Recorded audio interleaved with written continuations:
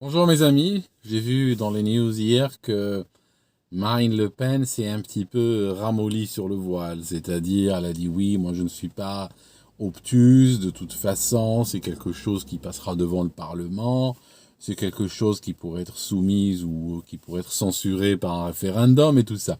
En tout cas, quelque part, elle est en train de mettre de l'eau dans son vin. C'est ce qu'on appelle un virage à 180 degrés. Presque pas encore les 180, mais on y va doucement. Je suis pas surpris qu'elle fasse le virage. Moi, je suis surpris qu'elle a, comme je l'ai exprimé dans les vidéos précédentes, je suis surpris qu'elle s'est engagée dans cette voie. Et c'est toujours assez frappant, malheureusement. Elle connaît, regardez. Et c'est pour ça que je remets en doute toujours le degré de préparation du Rassemblement national. Le Rassemblement national connaît les thématiques sur lesquelles on l'attend. Il connaît les thématiques sur lesquelles les journalistes vont capitaliser, les thématiques qui vont être mises en avant et qui vont générer justement la discorde, la division, le clivage et surtout ces appels et justifier ces appels de faire barrage. Elle connaît l'historique de ce parti, elle connaît un petit peu les éléments sur lesquels on l'attaque.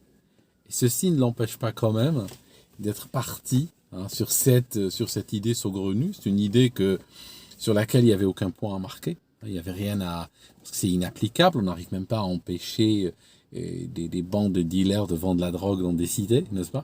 On n'arrive même pas à appliquer la loi sur le... Quoique cette loi, je pense que depuis on en est revenu. Je me souviens à une époque où Zemmour disait à la télé la République se vit à visage découvert. Je pense que depuis on en est revenu, n'est-ce pas? Alors, je disais que elle a fait en 180 degrés. Néanmoins, le problème avec cela, c'est que les 180 degrés ne servent plus à rien maintenant. D'accord? Et il faut se préparer. Et il faut se préparer à parler à une France. Je vais dire un mot que peut-être il va peut-être arracher certains vont se tirer les cheveux. Il faut apprendre à parler à une France plurielle. Voilà. C'est le mot, je le laisse tomber. C'est un mot de gaucho, mais c'est un mot qui n'est pas sans intérêt. C'est-à-dire qu'il y a aujourd'hui une France qui a évolué pour les meilleurs et pour le pire, bien sûr. Elle a évolué dans une certaine direction. Et il faut apprendre à parler, non pas aux Français des années 1970, comme ils étaient à l'époque en tant que peut-être communauté unique, et encore, même à l'époque, je suis pas sûr, regardez mai 68, on n'a pas l'impression que c'est une seule France qui regarde dans la même direction. En fait, je pense que parmi la préparation pour une élection présidentielle, c'est apprendre à parler justement aux diverses communautés. On a beau dire, oui, mais on n'a qu'une seule République, il n'y a qu'une seule France, les communautés, ça n'existe pas, on ne les reconnaît pas. Bon, d'accord, ça c'est le discours. Dans la réalité, ça existe. Et puis, si on se décale, si on est en décalage de la réalité, il nous arrive ce qui vient d'arriver à Madame Le Pen. Donc, elle s'est retrouvée avec aujourd'hui des mosquées qui appellent à faire barrage assez ouvertement, des leaders communautaires et tout ça, qui appellent à voter Macron pour faire barrage à Marine Le Pen.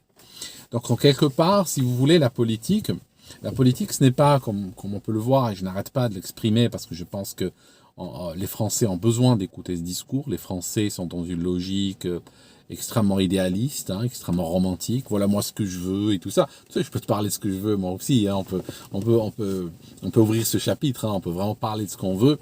Néanmoins, une fois qu'on a fini de parler de ce qu'on veut, on arrive sur le terrain de la réalité et à ce moment-là, on va voir qu'est-ce qu'on peut obtenir. Et puis à partir de là, on essaye de voir quelles sont les optimisations qu'on peut faire, quels sont les compromis qu'on peut faire, quelles sont les batailles qui ne valent pas la peine, quels sont les points sur lesquels on va reculer de manière peut-être temporaire ou définitive, quelles sont les batailles qui à ce stade ne valent pas la peine du tout parce qu'elles coûtent trop cher par rapport à ce qu'on pourrait perdre et tout. C'est ça en fait, c'est comme une bataille, c'est comme une guerre. Je veux dire, vous regardez les plus grands généraux de toutes les guerres ou les plus grands stratèges des guerres du passé, vous allez voir que leur vie a été passée justement avec ce genre de calcul tout le long.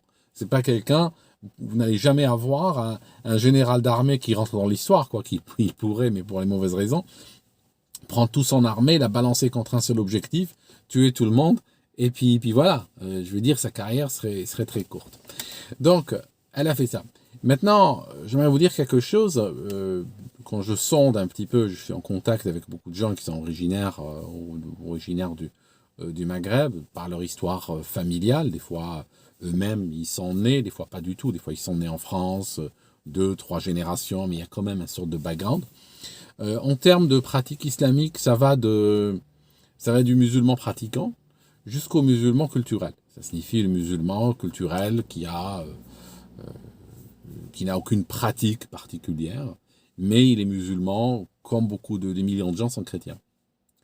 Ce que je recueille de là, le feeling, c'est j'hésite à faire barrage, je ne vais pas voter, je vais m'abstenir, je vais voter blanc.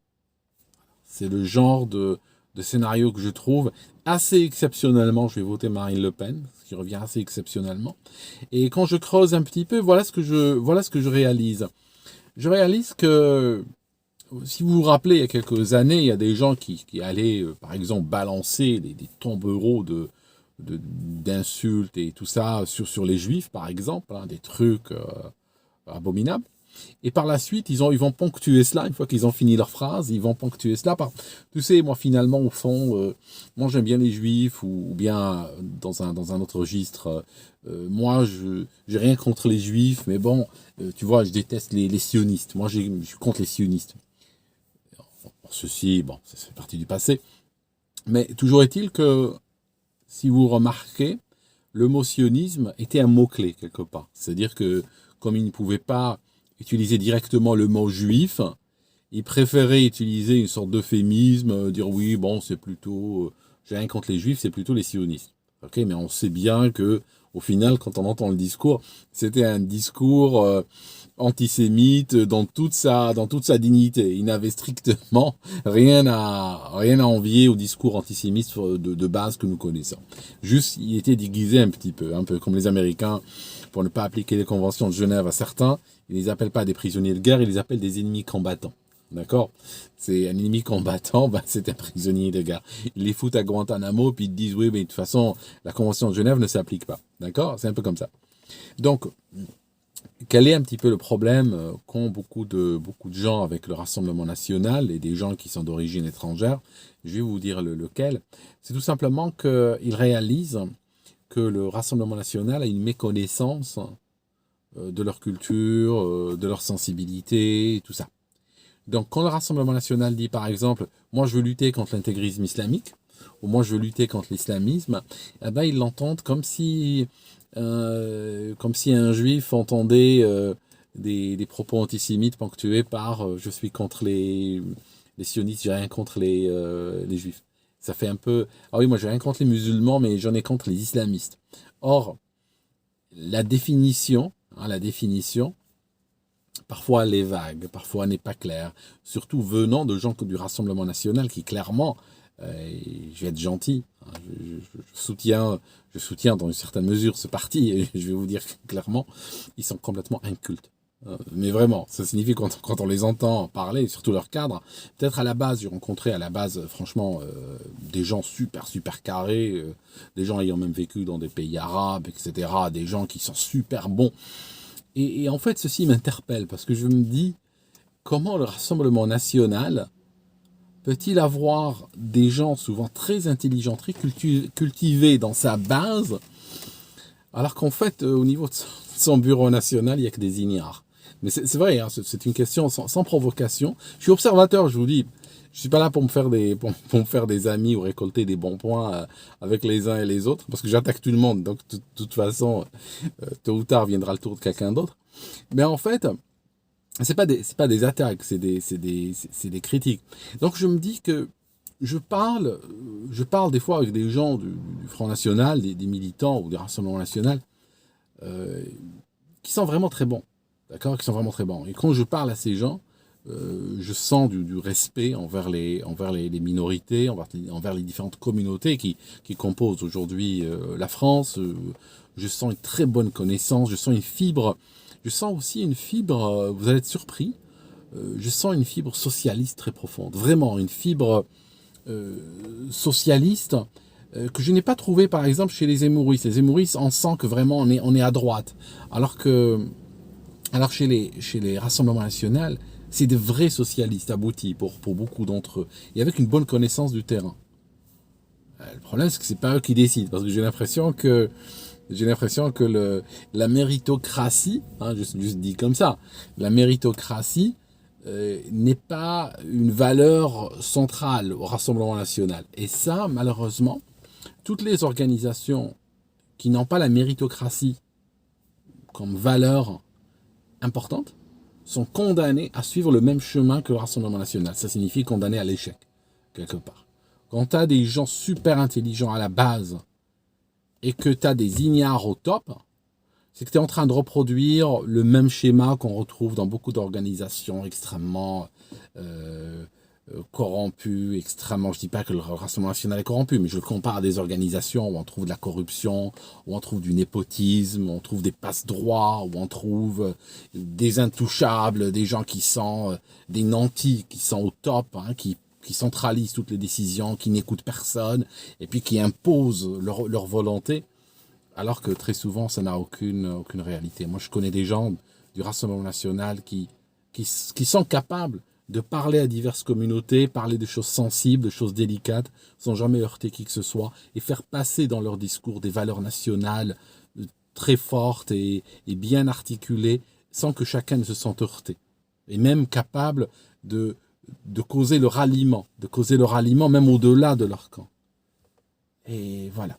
Donc, le problème, je disais, pour revenir, c'est que quand on trouve un musulman culturel, hein, et il y en a des milliers en France, et puis que il voit que ce parti parle d'islamisme, de l'islam, du voile, d'interdiction de Mohamed, etc. Tu vois, il se sent visé. C'est pas que sa sœur porte le voile ou qu'il a envie de voir des voiles dans la rue ou autre, mais tout simplement, il a peur parce qu'il sait que c'est une boîte de Pandore qui est ouverte. Il voit une discussion, il voit des mesures qui vont un petit peu tout azimut avec des leaders qui parlent de manière imprécise, vague, tout ça. Il a quand même peur que ça finisse sur sa gueule quelque part. Hein. Parce que demain, ils interdisent Mohamed, d'accord ? Peut-être demain, ils interdiront Karim, ou ils interdiront peut-être tous les noms à consonance rebeu, ou peut-être ils te donneront une liste. Hein, ils te donneront une liste, tu vas à la préfecture, tu ramènes une liste, hein, tu appelleras ton fils Jean-Paul, Jean-Jacques, je sais pas quoi. Donc c'est ça, ils ont peur que ceci ne débouche, vu la situation ambiante, que ceci ne débouche sur plein d'excès. Donc quelque part, ils préfèrent soit se réfugier chez Macron, soit ils préfèrent voter blanc parce qu'ils sont dégoûtés de Macron, mais ils se disent en face, ils sont pas, c'est pas un parti pour lequel je vais voter. Donc les gens votent. On peut jamais demander à quelqu'un de voter contre ses intérêts. On peut pas dire à quelqu'un oui, écoute, il y a un intérêt supérieur, ma foi. Si toi, bon, ça te convient pas parce que tu auras des problèmes avec ça, mais bon, pense à ça, ça n'existe pas. Ça n'existe pas. Chacun voit midi à sa porte et aucun discours ne pourra rassembler si ce n'est pas un discours qui permettra aux gens d'avoir des raisons valables, d'espérer dans ce programme et de se reconnaître dans ce programme-là. Et voilà le problème aujourd'hui de la droite française. C'est une droite qui parle au cœur de la France, effectivement. Il parle à une France blanche, à une France chrétienne, etc. Mais cette France-là, aujourd'hui, représente une partie de la France. C'est ça. Alors, il y a des gens qui disent, oui, je suis pas content, je suis pas d'accord. Oui, c'est pas la question si tu es d'accord ou pas. C'est la réalité aujourd'hui. C'est la réalité du terrain. Okay, et tant que ces partis traditionnels n'arrivent pas à parler à tout ce monde, ils seront condamnés à l'échec. Regardez, d'ailleurs, bon, on parle de Marine Le Pen, mais regardez Pécresse, regardez les Républicains, regardez le Parti Socialiste, etc. Je veux dire, eux, c'est encore... Hein, ils n'ont même pas le sceau. Ils ne sont même pas accompagnés par le sceau de peut-être un parti raciste ou machin, un truc comme ça. Ils n'ont même pas ce stamp. Et quand même, ils sont partis, quoi. Prenez un clown mondialiste comme Macron. Eh ben, voilà, il est quasiment sûr de l'emporter aujourd'hui. ok, malgré tout ce qu'il a fait.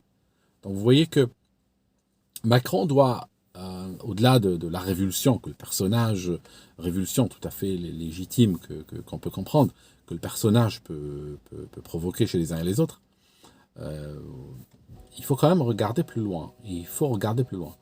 Il faut essayer de l'analyser et de se dire, ok, peu importe sur le reste, mais que fait-il de bien pour pouvoir être élu quand même? Il y a bien quelque chose dans sa recette qui est valable. Parce que le mec, t'as beau dire, bon, c'est un connard, machin et tout, je veux bien. Le truc, c'est ça fait 5 ans qu'il est président de la République, il est peut-être parti pour 5 autres années.